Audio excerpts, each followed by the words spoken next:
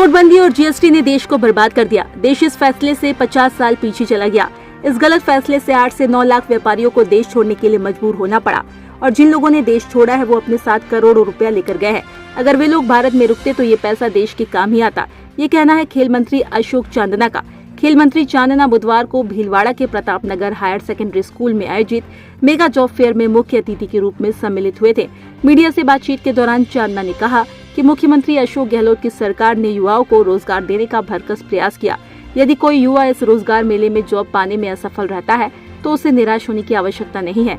प्रदेश में तहसील स्तर तक रोजगार मेलों का आयोजन किया जाएगा, जहां युवाओं को सरकारी विभागों के साथ साथ प्राइवेट कंपनियों में भी जॉब करने का उचित अवसर मिल सकेगा। देश में खिलाड़ियों के साथ हो रहे बर्ताव पर खेल मंत्री चांदना ने भाजपा को आड़े हाथों लिया। उन्होंने कहा कि केंद्र सरकार के खेल मंत्री ने आज खिलाड़ियों से मुलाकात की, लेकिन ये मुलाकात काफी पहले कर लेनी चाहिए थी। उन्होंने मुलाकात करने में काफी देर लगा दी। अंतर्राष्ट्रीय गोल्ड मेडल जीते हुए, वर्ल्ड चैंपियनशिप में मेडल जीते हुए सर्टिफाइड खिलाड़ी जो इस देश का गौरव है, जिनको आपने बड़ी बड़ी नौकरियां दी है, बड़े बड़े अवार्ड दिए हैं, बड़े बड़े मेडल मिले हैं, अगर उन्हें सड़क पर 1-1.5 महीने बैठना पड़ जाए, अगर उन्हें अपने मेडल गंगा में बहाने जैसी भावना आ जाए, उनके मन में ख्याल आ जाए और उनके साथ में जो बदतमीजी हुई उसे पूरे देश ने देखा है। इससे प्रधानमंत्री भाजपा का चाल चरित्र और भाजपा की भावना खेल और खिलाड़ियों के प्रति क्या है वो सबके सामने है। पहलवानों से मिलने में जब वो सड़क पर बैठे थे तो आप देखिए कि इस देश का गौरव सड़क पर बैठे जी, उनको अपने घर पर बुलाते हैं, उनकी स्वागत करते हैं और उसका पूरा प्रचार पूरे देश में करते हैं कि हमने खिलाड़ियों का सम्मान किया, हमने खिलाड़ियों का सम्मान किया और उसकी वाहवाही लूटना चाहते हैं। लेकिन आज जब खिलाड़ियों ने एक घिनौना चेहरा भारतीय जनता पार्टी के सांसद का खोल के उनके सामने रख दिया तो वो मुंह छुपाए घूम रहे हैं। मंत्री जी भी और प्रधानमंत्री जी भी, मुझे लगता है कि उनको इसके ऊपर अपना स्टेटमेंट ऑफिशियल देना चाहिए।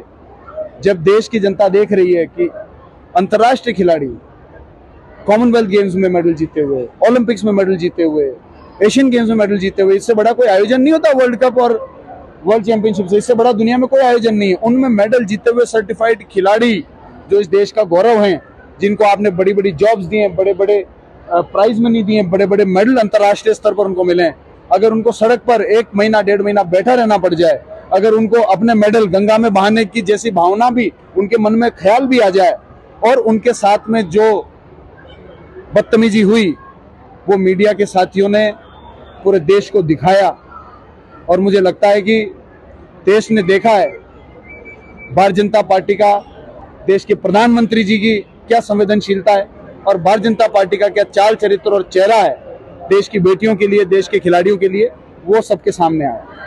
तो मुझे बड़ा इसमें दुख महसूस होता है कि आज अपन जानते हैं कि सोशल मीडिया की क्या क्रेडिबिलिटी है। सर, अभी आपने मंच पे 10 लाख व्यक्तियों के पलायन की बात करी थी। जीएसटी और नोटबंदी के बाद में 10 लाख लोगों का पलायन हो गया। मैंने ये कहा पिछले 8 से 9 सालों में भारत से 942 तो आज से 8 महीने पहले का आंकड़ा था इस पार्लियामेंट का। आप सभी पत्रकार यहाँ पर है, मैं पूरी सरकार का मंत्री हूँ, पूरी जिम्मेदारी के साथ कह रहा हूँ, आप आरटीआई लगाइए कि पिछले 9 सालों में कितने लोगों ने भारत की नागरिकता छोड़ दी। पलायन नहीं, नागरिकता ही छोड़ दी। नागरिकता छोड़ने का मतलब उनका वापस कभी भारत आने का प्लान ही नहीं है। ये वो लोग हैं और वो कोई पैदल तो गए नहीं होंगे, उनको किसी देश की नागरिकता तो मिली होगी और किसी देश की नागरिकता तो मिली है तो कम से कम 100 करोड़ से लेकर 10,000 करोड़ के मालिक होंगे। तो क्यों गए ऐसे 10 लाख लोग? नोटबंदी ने देश को बर्बाद कर दिया। 70 सालों में आज़ादी पाने के बाद में जिस मेहनत के साथ में इस देश के नेताओं ने, इस देश के अधिकारियों ने, इस देश की जनता ने, इस देश के किसानों ने और आप जैसे पत्रकार साथियों ने इस देश को खड़ा किया था 70 सालों में, उस 50 साल की मेहनत पर नोटबंदी ने पानी फेर दिया और 50 साल पीछे भारत को ले गए।